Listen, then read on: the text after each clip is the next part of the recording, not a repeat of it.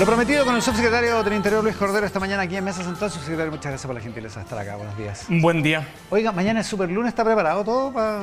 Porque esto pasa en Santiago, en todas las grandes ciudades, digamos. Sí, durante la semana se realiza la reunión de coordinación que tiene más la particularidad de que pone fin al plan verano y la programación del inicio de marzo, que es un trabajo que se realiza conjuntamente con las policías, con el Ministerio de Transporte, Educación, Obras Públicas, y que se replican en todas las regiones a cargo de los delegados.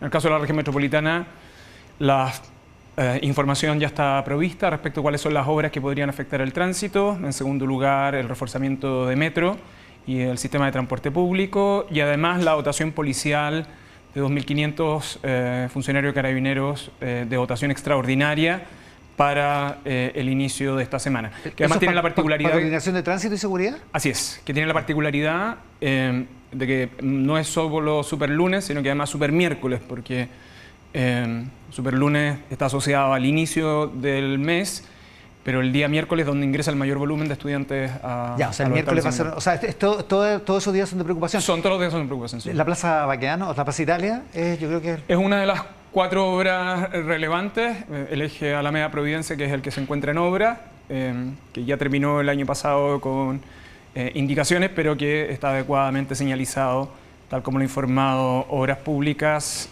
Carabineros de Chile. La ministra del Interior fue a Bolivia, a firmar el protocolo que complementa un acuerdo que se había firmado algunas semanas atrás. ¿Sigue en su cargo la ministra del Interior, no? Hasta donde se sabe. Ya. ¿En qué consiste la reconducción? ¿Cómo se va a implementar derechamente? A ver, nosotros tenemos una agenda de trabajo con el gobierno de Bolivia que está vinculado a los temas migratorios, como usted bien dijo, a finales del mes de diciembre, en una visita bien excepcional, como también fue excepcional la visita que hizo la ministra del Interior. En el mes de diciembre viajó a Chile el ministro Castillo, el ministro de Gobierno, a la suscripción de esos acuerdos. Uno de ellos tiene que ver con asuntos migratorios, y para su implementación habían algunos aspectos técnicos vinculados al protocolo de reconducción que se firmó esta semana en La Paz, donde viajó la ministra Toa. En términos sencillos, se traduce en establecer los mecanismos para poder hacer reconducción de personas que provienen de terceros países y que ingresaron por territorio boliviano. Y que Bolivia dejó de aceptar como en marzo del 2022, ¿no? Así es, aproximadamente. Ahora, ¿se reconducen todos los que están aquí en Santiago o los que están en flagrancia en la frontera? No, son aquellas personas que ingresaron por la frontera, que se encuentran a 10, incluyendo hasta 10 kilómetros de la frontera. Ya, o sea, es como la gente, como en flagrancia. Como... Es un mecanismo de contención y de control fronterizo. Como inmediato. Digamos. Así es. Y por lo tanto los protocolos tanto de las policías como de las Fuerzas Armadas y especialmente del Ejército se encuentran elaborados. También los medios para acreditar el ingreso por pasos irregulares y la forma en que las autoridades bolivianas van a recepcionar a esas personas. Y eso, vamos al tiro de eso de las autoridades bolivianas, pero si hay una persona que está a 10 kilómetros de la frontera, uno entiende que la sospecha evidente es que cruzó por esa misma frontera de la que está cerca. ¿Por qué es necesario que el gobierno acredite o compruebe que esa persona pasó por la frontera boliviana? Porque un aspecto clave en el acuerdo tiene que ver con el uso del territorio boliviano para el ingreso. Y por lo tanto acreditar que ingresó por esa vía. ¿Y cómo se acredita? Bueno, hay distintos mecanismos. No solo tienen que ver con aquello que está vinculado a la entrevista y a los documentos que pudieron existir, sino que también se ha establecido como entre ambos países como medio de acuerdo también con ese fin, que es una fotografía ingresando por pasos irregulares. Esto tiene que ver con un aspecto... Eso, porque si pasa por paso irregular no tiene un timbre de frontera, digamos. Pero además de eso, esto tiene que ver con, entre otras cosas, el país ha ido desarrollando e invirtiendo en tecnología en la zona fronteriza que nos permite ir tomando determinado tipo de resguardo. Ahora, muchos se preguntarán, ¿pero qué gana Bolivia con todo esto? ¿No? Hay una agenda de trabajo muy intensa con Bolivia que viene de este acuerdo. Además de que que se suscribió en diciembre, se había suscrito otro sobre la tarjeta transfronteriza. ¿Ya?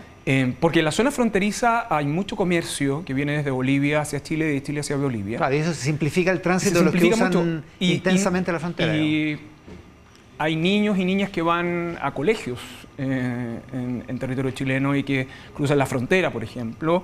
O todos los días hay comercio en esa zona, por lo tanto la tarjeta vecinal fronteriza era muy relevante para Bolivia. O bien era muy relevante para Bolivia, y por eso fue el ministro Muñoz a este viaje con la ministra Toa, la homologación de licencias de conducir para transportistas. Ya, quid pro quo, digamos. Así es. O sea, lo que quiero decir con esto es que ustedes tienen con un acuerdo mutuo en múltiples aspectos con un tema que es clave, que el ministro Castillo cuando estuvo en Chile en diciembre lo señaló y lo volvió ahora a señalar en La Paz, que proteger las fronteras es un beneficio para ambos países, mutuo, entre otras cosas, por los efectos que tiene la inseguridad en las zonas fronterizas. Ya, y Chile detecta a un migrante, comprueba que pasó por el paso boliviano, lo devuelve. Así es. Esto es de un tercer país, porque Bolivia está eso obligado pero vive a con normalidad. Claro, ya, un tercer país, ya. Lo devuelve. ¿Qué pasa con esa persona? ¿Queda retenida?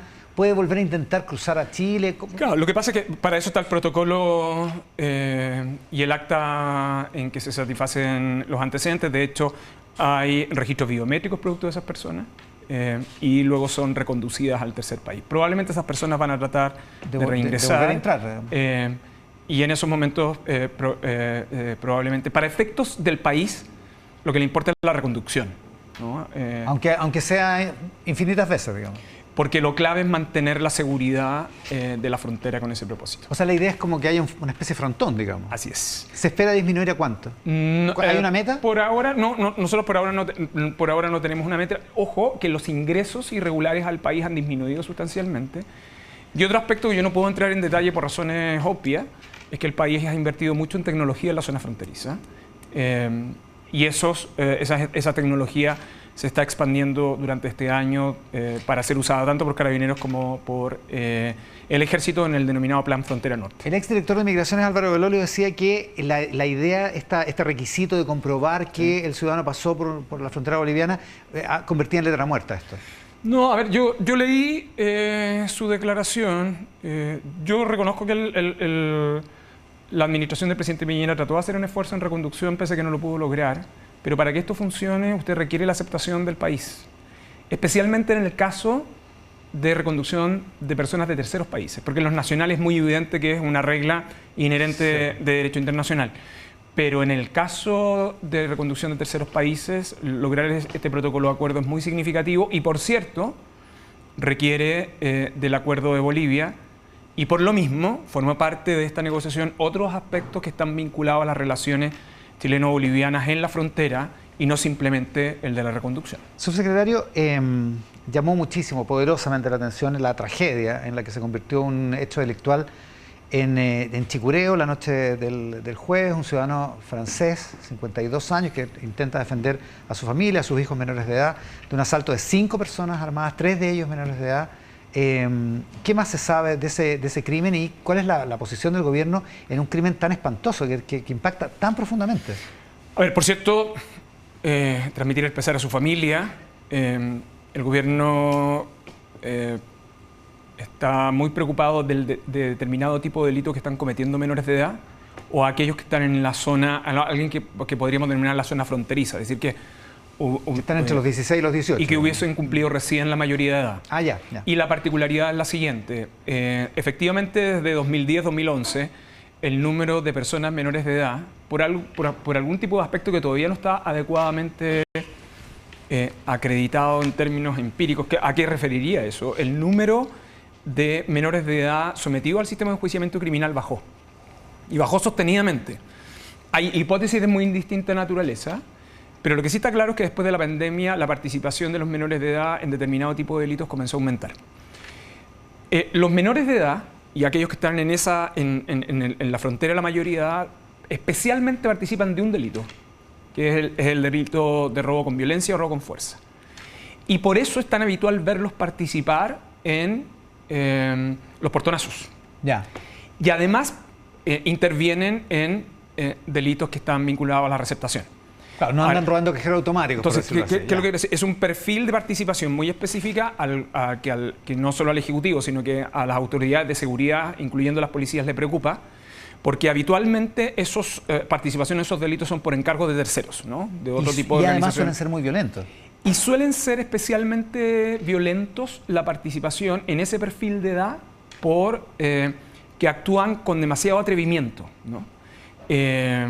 Por las particularidades de ese perfil de participación en esos delitos. Entonces, por eso es tan grave esa participación. Y lo segundo que es relevante es que el gobierno está observando específicamente, además de la participación en robo, a aquellos que están vinculados a homicidios. Y entonces, ¿no vale la pena la idea que surgió después de este crimen tan horrendo, la idea de bajar la edad de responsabilidad penal? Este es un debate que solemos tener entre nosotros. El tema con menores de edad, sin embargo, requiere de un planteamiento adicional. Yo creo que la discusión es una discusión legítima, yo tengo mi posición sobre ese punto y creo que el problema central no es rebajar la edad, sino que sustraer a esos menores de edad del circuito del sistema de persecución penal. Y para eso... ¿Sustraerlos cómo? Sustraerlos significa interrumpir sus carreras criminales. ¿Ya? Y la manera de interrumpir sus carreras criminales es teniendo políticas de reinserción mucho más intensa que las que uno podría tener en adultos, en el fondo, ¿no? Pero no implica, pero el que no tengan responsabilidad penal no facilita o no crea incentivos para que otros adultos les encarguen. No, lo que pasa es que en estos casos, en los perfiles de todos ellos, todos tienen responsabilidad penal, todos caben dentro del rango. Porque son mayores de 16. Porque son mayores de 16. Además, la particularidad... Recuerda que tenemos responsabilidad penal en el caso de menores de edad a partir de los 14 años, pero la concentración principal está entre 16 y 17 años. Cuando uno ve la participación de ellos, está concentrado especialmente ahí. O sea, no hay un incentivo ahí. No hay, a ver, un incentivo podría existir.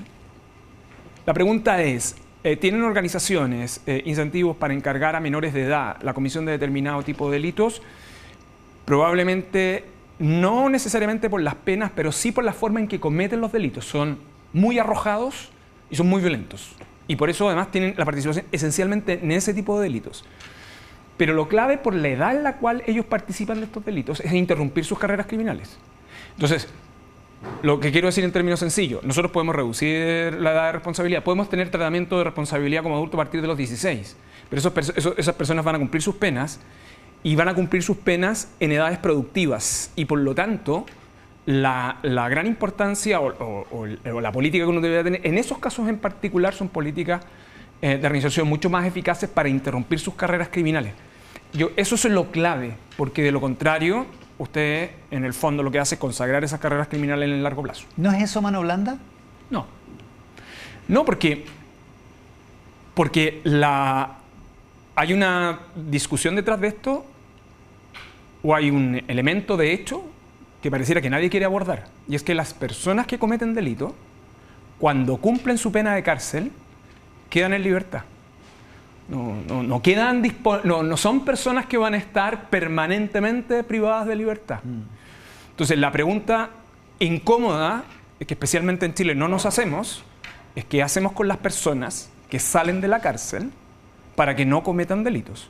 En el caso de menores de edad, eso es especialmente relevante porque sus ciclos vitales, es decir, de cumplimiento de la pena a las que ellos puedan cumplir condena, los va a sacar en etapas productivas que, no habiendo tenido participación activa, el incentivo para seguir delinquiendo es extremadamente alto. Entonces, claro, la pregunta genuinamente relevante que la sociedad chilena se tiene que hacer es qué hacemos con las personas una vez que cumplan sus condenas.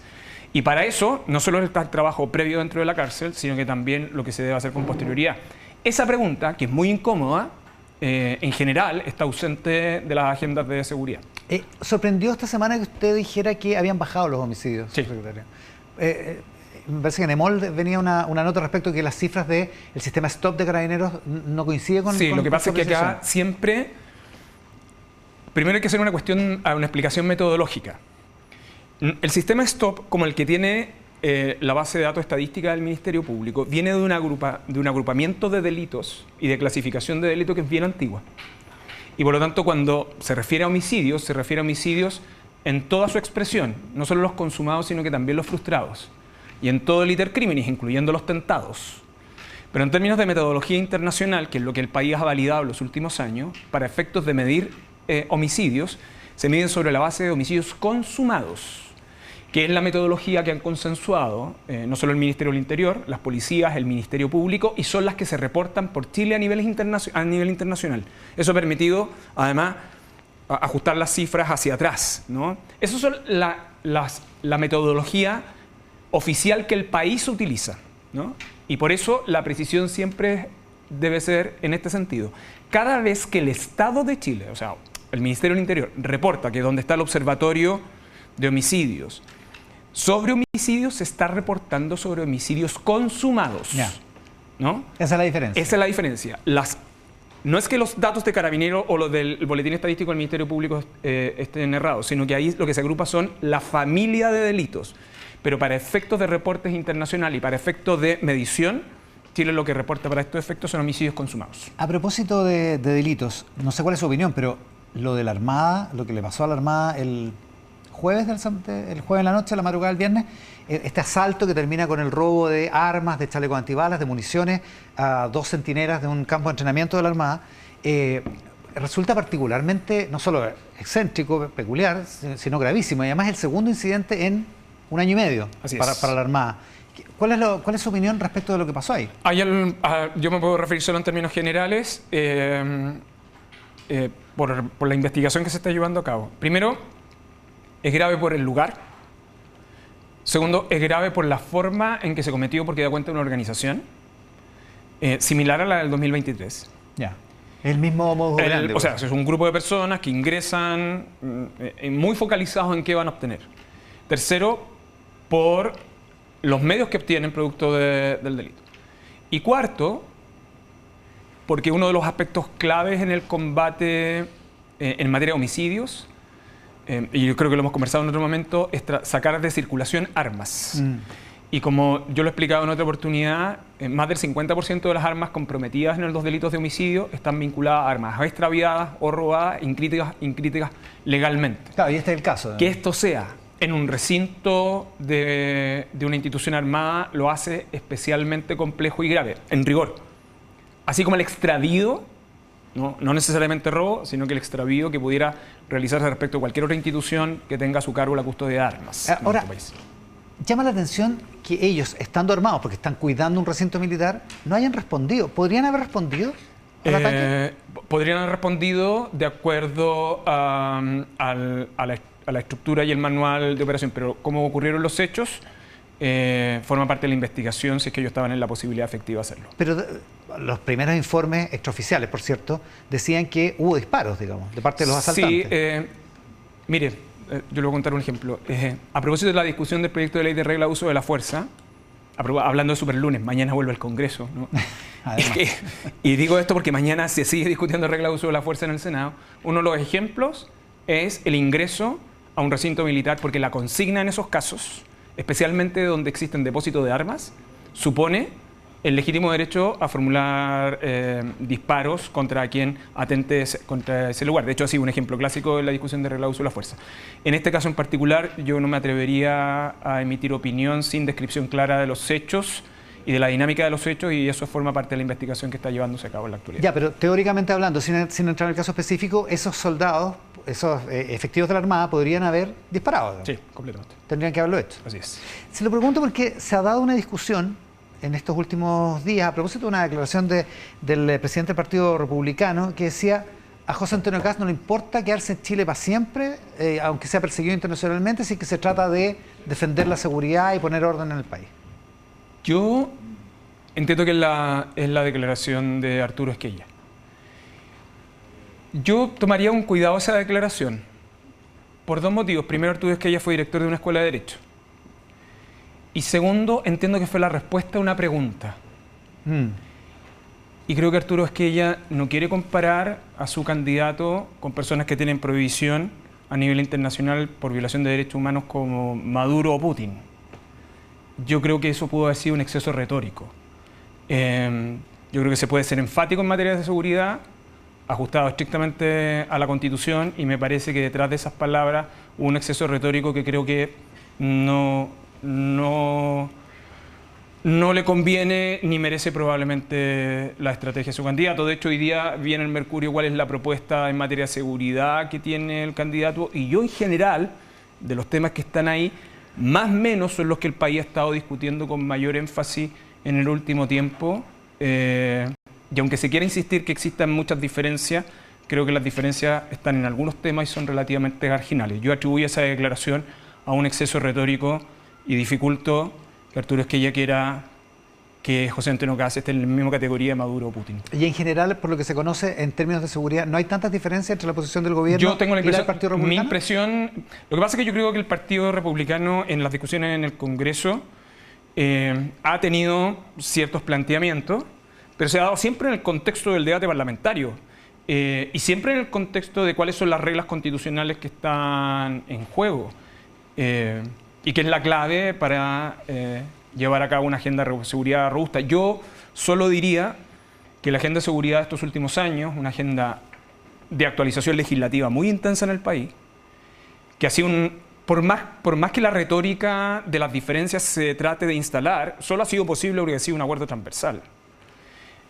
No solo en materia de la actualización de la ley de drogas, no solo en materia de crimen organizado, de delitos económicos, sino que hemos logrado acuerdos que eran imposibles hace algunos años, como el caso de la ley antiterrorista, por ejemplo.